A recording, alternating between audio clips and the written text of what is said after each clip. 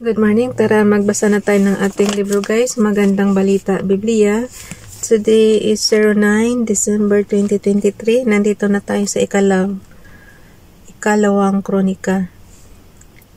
Aklat ng ikalawang kronika guys. Chapter 7, ang pagtatalaga sa templo. Basa.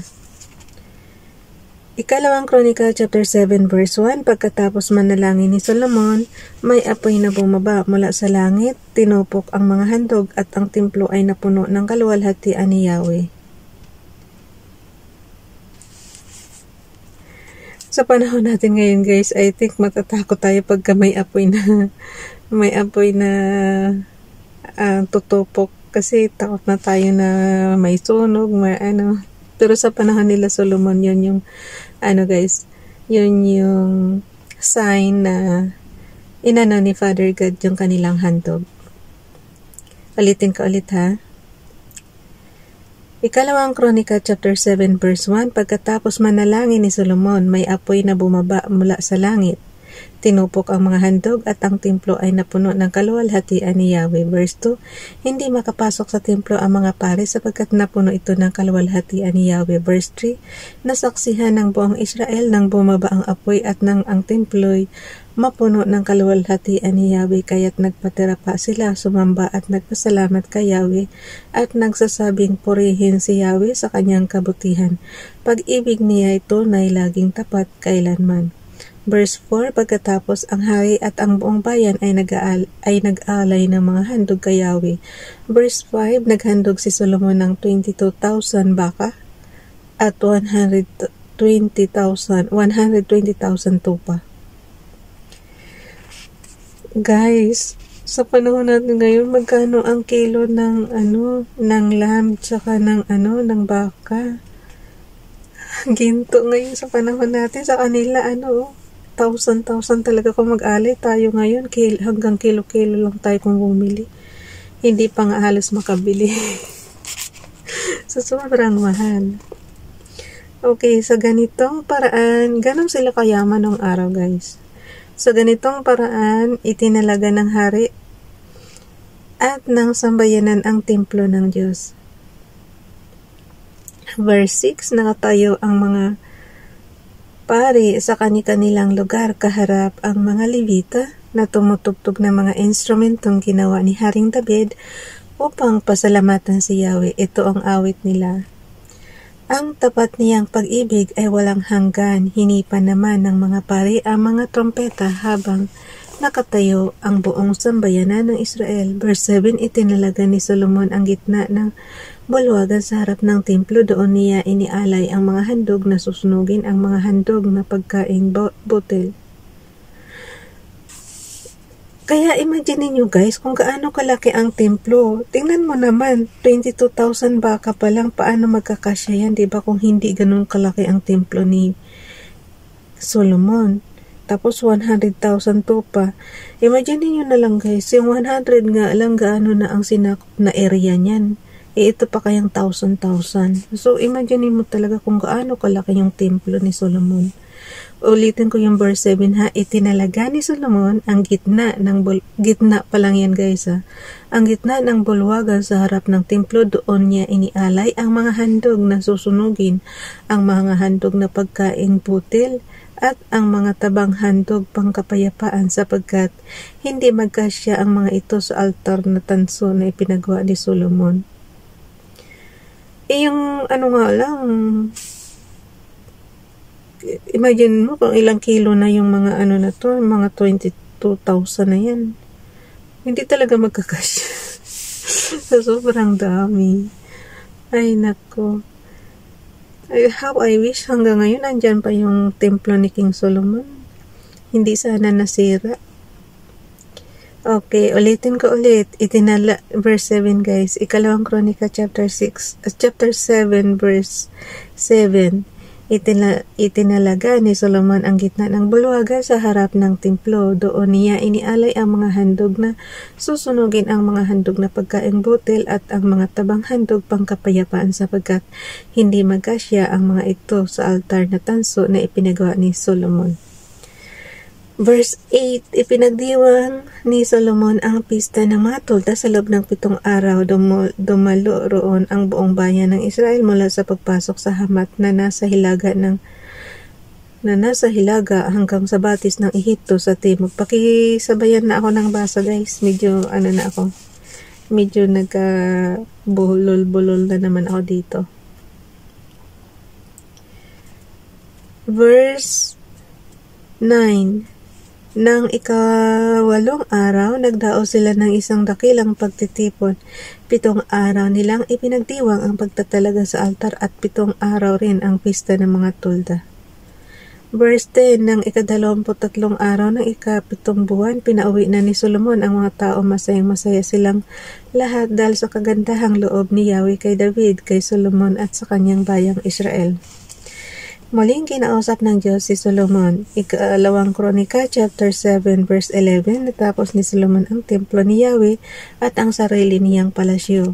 Sinunod niyang lahat ang plano niya para sa mga ito. Verse 12, isang gabi nagpakita sa kanya si Yahweh at sinabi sa kanya, narinig ko ang iyong panalangin at tinatanggap ko ang lugar na ito upang dito ninyo ako handugan. Verse 13, isara ko man ang langit at hindi na umulan.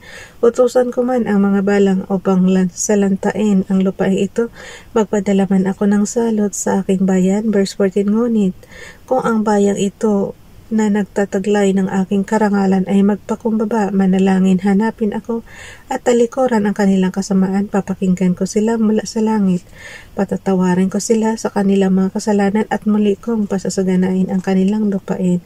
Verse 15, babantayan ko sila at papakinggan ko ang mga panalangin iniaalay nila rito. Verse 16, pinili ko at ookol ang templong ito upang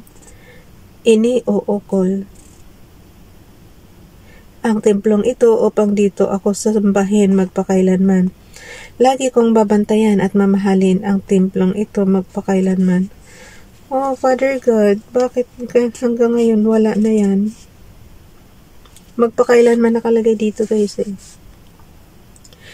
Verse 17, kung mananatili kang tapat sa akin gaya ng iyong amang si David, kung susundin mo ang lahat kong mga utos at tuntunin. Verse 18,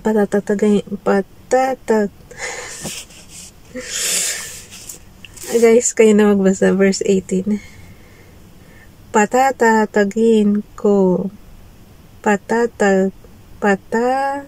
tatlo kasing patatagin ko, yan, ang iyong paghahari. Tulad ng pangako ko sa iyong amang si David, hindi siya mawawala ng anak na lalaki na maghahari sa Israel. Verse 19, ngunit kapag tinalikuran ninyo ako at sinuway ninyo ang mga batas at mga utos na ibinigay ko sa inyo, at sumamba kayo at naglingkod sa ibang mga Diyos, verse 20, palalayasin ko kayo sa lupaing ito na ibinigay ko sa inyo.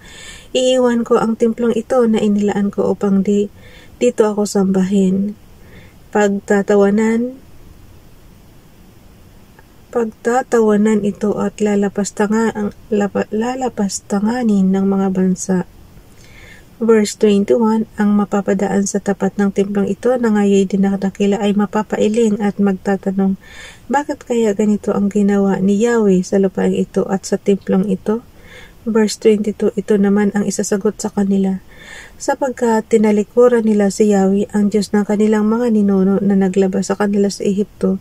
Bumaling sila sa ibang mga Diyos at ang mga ito ang kanilang sinamba at pinaglingkuran, kaya pinarusahan sila ng ganito ni Yahweh. Oh, I see. Kaya yan nawala yung ngayon yung templo na pinagawa ni King Solomon na napakalaki, guys. Kasi alam niyo na ang sagot. Nagkasala sila, kaya ayan, nawala. Kaya, kita mo, sabi ni Father God, sapagkat tinalikuran nila si Yahweh ang Diyos. Pero sabi nga niya, diba, magsisi lang ang mga taga-Israel, humingi lang ng tawad, muli niyang ibabalik ang mga tao sa bansang Israel. So yun na, ganun niya kamahal ang bansang Israel, guys. Hanggang dito na lang muna kasi mahaba-haba itong Basahin ko lang yung chapter 8 guys. Ang mga nagawa ni Solomon. Ikalawang Kronika chapter 8. Ipinatayo ni Solomon ang kanyang palasyo at ang templo ni Yahweh sa loob ng 20 taon. Wow. Ganun kasi, napakalaki nga kasi. 20 years niyang ginawa guys. Verse 2, pagkatapos, ipinatayo niyang muli ang mga lungsod na ibinigay sa kanya ni Hiram at pinatira niya roon ang mga Israelita. Verse 3, sinalakay niya at sinakop ang Hamad Zuba. Verse 4, itinayo niya ang lungsod ng Palmera na nasa disyerto at ang mga lungsod imbaka na itinayo niya sa Hamat. Verse 5, pinaligiran niya ng pader ang mga lungsod ng Bithorong itaas at Bithorong ibaba. Nilagyan din niya ang mga ito na mga pintuang may panghalang. Verse 6, gayon din ang ginawa niya sa Baalat at sa kanyang mga lungsod imbakan at mga lungsod himpilan ng kanyang mga karwahe at ng kanyang mga ngabayo. Ipinagawa ni Solomon ang bawat magustuhan niyang ipagawa sa Jerusalem, sa Lebanon at sa lahat ng sakop ng kanyang kaharian. So sakop ng Israel ang Lebanon guys. Verse 7 to 8, sablitan niyang pinagtrabaho hanggang sa mga panahong ito ang mga Kananiong hindi napatay ng mga Israelita noong sakupin nila ang lupain ng Kanaan. Ng Kanaan. Kabilang dito ang mga Hitio, Amoreo, Perizzio, Hivita at ang mga Jebuseo. Verse 9, hindi isinama ni Solomon ang mga Israelita sa sapilitang paggawa. Sa halip, naglingkod ang mga ito bilang mga mandirigma, mga kawal at pinuno ng hukbo at ng kanyang mga ngabayo at mga karwahe. Verse 10, sila rin ang ginawang tagapangasiwa ni Haring Solomon sa mga nagtatrabaho sa kanyang mga paggawaan. Ang bilang nila ay 250. Verse 11, ipinasundo ni Solomon mula sa lungsod ni David ang asawa niya na anak ng Paraon. Dinala niya ito sa palasyong ipinagawa niya para rito. Sinabi ni Solomon, hindi dapat tumira ang asawa ko sa palasyo ni David na hari ng Israel. Iyon ay banal na dako sapagkat itinuturing na banal ang lahat ng lugar na mapaglagyan ng kabanang tipan. Verse 12, nag-alay si Solomon kay Yahweh ng mga handog na susunugin sa altar ni Yahweh na ginawang pinatay sa harap ng portiko. Verse 13, ginawa niya ang lahat ayon sa mga tuntunang ibinigay ni Moises tungkol sa paghahandog sa mga araw ng pamamahinga, sa pista ng bagong buwan at sa 3 taon ng kapistahan, ang pista ng tinapay na walang pampaalsa, ang pista ng pag-aani at ang pista ng mga tolda. Verse 14, sinunod niya ang kaayusang itinakda ni David tungkol sa paglilingkod ng mga pari, gayon din sa mga Levita, sa kanilang pang-araw-araw na pamumuno sa pag-awit ng papuri at pagtulong sa mga pari at sa mga pagbabantay sa templo. Ginawa niya ito ayon sa utos ni David na lingkod ng Diyos. Verse 15, hindi sila lumabag kaunti man maging sa gawain ng mga pari at mga Levita at maging sa pag-iingat sa kayamanan ng templo. Verse 16, at natapos ang mga ipinagawa ni Solomon mula sa paglalagay ng pundasyon ng templo hanggang sa mayari ito. Verse 17, pagkatapos pumunta si Solomon sa Ezion, Geber at sa Elot na nasa baybayin ng dagat sa lupain ng Edom. Verse 18, pinadalhan siya ng Hiram ng mga barko at mga bihasang magdaragat na mga ngasiwa niyon. Pumunta sila sa Ophir kasama ang mga tauhan ni Haring Solomon. Nang bumalik sila ay may dala silang 15,750 kilong ginto na ibinigay nila kay Solomon. Ay, ang sarap ng mga ginto na yan. Bye everyone. God bless.